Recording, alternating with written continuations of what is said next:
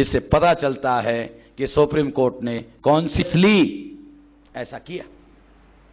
और इस तरह से ये जो निर्णय दिया, 1998 जातियों को ओबीसी माना, 1745 जातियों को ओबीसी नहीं माना।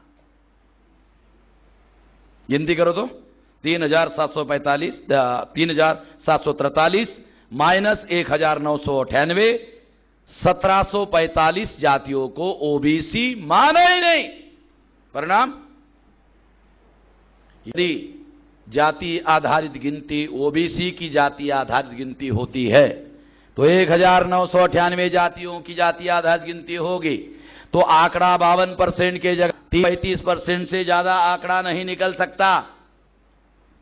अगर 52% लोगों का आंकड़ा 30 या 35% निकला तो ये ओबीसी के साथ बहुत बड़ा धोखा और बहुत बड़ा अन्याय होगा। जब मैंने ये विश्लेषण करके सारा समझाया, समझाने के बाद बहुत सारे लोगों ने मुझे कहा कि मेश्राम जी, अगर इनके साथ न्याय करना होगा तो क्या करना होगा? तो मैंने बताया इलाज है। क्या इलाज है? इलाज है सभी जातियों की जाति आधारित गिनती होनी चाहिए। इससे फायदा कैसे होगा ओबीसी को? देखो, सभी जातियों की अगर जाति आधारित गिनती हुई, ब्राह्मणों की गिनती होगी, क्षत्रियों की गिनती होगी, वैश्यों की गिनती होगी। 1998 जातियों को सुप्रीम कोर्ट ने ओबीसी माना, उनकी भी गिनती होगी। 1745 जातियों को ओबीसी नहीं, उनकी भी जाति आधारित गिनती होगी। 1998 जातियों का टोटल आंकड़ा निकलेगा, 1745 जातियों का टोटल आंकड़ा निकलेगा, का टोटल एक जगह मिला वो कुल टोटल आंकड़ा निकलेगा। और ये आंकड़ा 60 या 65% है। 52 नहीं, 60 या 65% का हो सकता है। कैसे? ये जो मंडल कमीशन ने आंकड़ा निकाला था, ये आंकड़ा 1931 के जनगणना के अनुसार निकाला था। 14 अगस्त 1947 को भारत आजाद हो गया। 14 अगस्त 1947 को भारत का विभाजन हुआ, पाकिस्तान बना और भारत की कम से कम 20% प्रजा पाकिस्तान चली गई।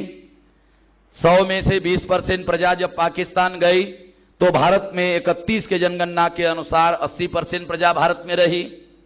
परसेंटेज निकालने का संख्या शास्त्र का सिद्धांत है कि 100 के आधार पर ही परसेंटेज निकाला जाता है, 80 के आधार पर परसेंटेज नहीं निकाला जाता है। इसलिए 80% का क्या करना होगा? 80 को खींचकर 100 बनाना होगा। 80 को ऐसा खींचना होगा तो 100 बनाना होगा। तो 80 के अंदर जो 52 है उसको भी खींचना होगा। 80 को खींचोगे तो उसके अंदर जो 52 है उसको भी खींचना होगा। जब 52 को खींचोगे तो वो 60 और 65% तक हो सकता है। मान लो ये 20% है, उसमें 50% आधा 10% मिला दो, 52 और 10 62 हो जाएगा। तो इसका मतलब ये है, ये 60 और 65 के बीच में अदर बैकवर्ड क्लासेस के लोगों का आंकड़ा गिना करता है। इसलिए केवल ओबीसी की जाति आधारित गिनती करने से मामला हल होने वाला नहीं है। संपूर्ण जातियों की जाति आधारित गिनती होनी चाहिए। ये हमारा मुद्दा है और ये हमारे आंदोलन का हिस्सा है। दूसरी महत्वपूर्ण बात मैं आप लोगों को बताना चाहता हूं कि अदर बैकवर्ड क्लासेस के लोग कितने बैकवर्ड है। अगर ये वास्तव में ढूंढना है तो हमको बैकवर्ड की तुलना ब्राह्मण से करनी होगी। जो सबसे ज्यादा अगड़ा है उसके साथ जो सबसे ज्यादा पिछड़ा है उसकी तुलना करनी होगी। तुलना करने के बाद पता चलेगा कि बैकवर्ड आखिर बैकवर्ड कितना है। इसके लिए ब्राह्मणों का जातीय आधारित गिनती होनी चाहिए। फॉर एग्जाम्पल, अब सरकार ने यहीं के अनुमान करके समझाता हूं। 1000 ब्राह्मणों में 900 ब्राह्मण ग्रेजुएट, यानी पढ़े लिखे का मुद्दा नहीं ले रहा हूं, ग्रेजुएट के लिए पहली क्लास में जहां गया हुआ आदमी भी पढ़ा लिखा माना जा सकता है, मगर उसका कोई मीनिंग तो बनता नहीं है। इसलिए 1000 ब्राह्मणों में 900 ब्राह्मण ग्रेजुएट, 1000 ओबीसी में 90 ओबीसी ग्रेजुएट, मान लो ऐसा आंकड़ा निकला, सरकार ने बताया नहीं, छुपा के इसलिए अनुमान का सहारा ले रहा हूं। अगर यदि ऐसा आंकड़ा निकला तो क्या होगा, 90 × 10 = 900। इसका मतलब ये है बैकवर्ड लोग, ओबीसी लोग ब्राह्मणों के तुलना में 10 गुना पिछड़े हैं। ये समझ में आएगा? ऐसा होगा। दूसरी बात, 1000 ब्राह्मणों में 900 ब्राह्मण ग्रेजुएट, 1000 ओबीसी में 9 ओबीसी ग्रेजुएट। अनुमान कह रहा है। 3-4 प्रकार के अनुमान बताऊंगा तो उसमें से एक आध निकलेगा। अनुमान मार सकते हो। 9 ओबीसी ग्रेजुएट, तो ब्राह्मणों के तुलना में अब ओबीसी कितना बैकवर्ड है? देखो, 9 × 100 = 900। इसका मतलब है ओबीसी ब्राह्मणों के तुलना में 100 टाइम्स पिछड़ा है। 100 टाइम्स पिछड़ा है। पता चल गया? करने की वजह से पता चल रहा है। इसलिए जातीय आधारित गिनती होना चाहिए। तीसरा अनुमान, 1000 ब्राह्मणों में 9 ग्रेजुएट और 1000 ओबीसी में 1 ओबीसी ग्रेजुएट। मैं अपने गांव का उदाहरण देता हूं। हमारे गांव में से 150 SC ST के घर में ग्रेजुएट है और 2000 ओबीसी ज्यादा है, उसमें 1 ओबीसी ग्रेजुएट है, तेली जाति का। वो हाई स्कूल में टीचर है, 2000 से भी ज्यादा में।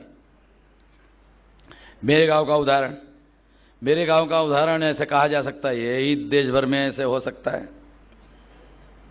यदि ऐसा हुआ, अब 2000 में 1 का मतलब आधा ही हो रहा है। चलो हम 1 मान लेते हैं। 1000 ओबीसी में 1 ओबीसी ग्रेजुएट, 1 × 900 = 900। इसका मतलब है कि ओबीसी ब्राह्मणों के तुलना में 900 टाइम्स पिछड़ा है। यदि इसको आधा माना जाए तो 1800 गुना पिछड़ा है। यदि ये आंकड़े ओबीसी को मालूम हो जाए, जब पहली बार मंडल का रिपोर्ट आया था, इसकी वजह से ओबीसी में सारे देश भर में जागरण हुआ।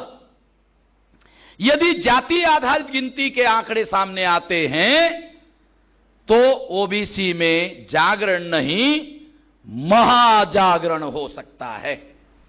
और अगर महाजागरण हुआ तो ये जो ओबीसी सोया हुआ शेर है, अगर ये सोया हुआ शेर जाग गया तो ये सबसे पहले ब्राह्मण को खाएगा। ऐसा किसको लगता है?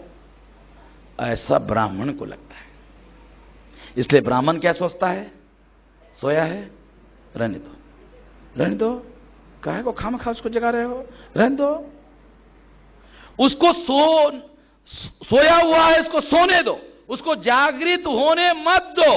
ब्राह्मण ऐसा प्लान बनाकर काम कर रहा है। इसलिए जब जातीय आधारित गिनती का मामला आया तो पार्लियामेंट में प्रणब मुखर्जी अब राष्ट्रपति बने। उसने पहले बायोमेट्रिक तरीके से धोखाधड़ी करने की कोशिश की, बाद में कहा 9 फरवरी 2011 से होगी, फिर नहीं किया, फिर 18 और 19 मई के कैबिनेट में निर्णय लिया 1 जून 2011 को होगा, ये निर्णय किया। मगर 1 जून को गिनती शुरू करने के बजाय 4 दिन पहले बाबा रामदेव को रामलीला मैदान पर उपवास को सरकार ने बिठाया।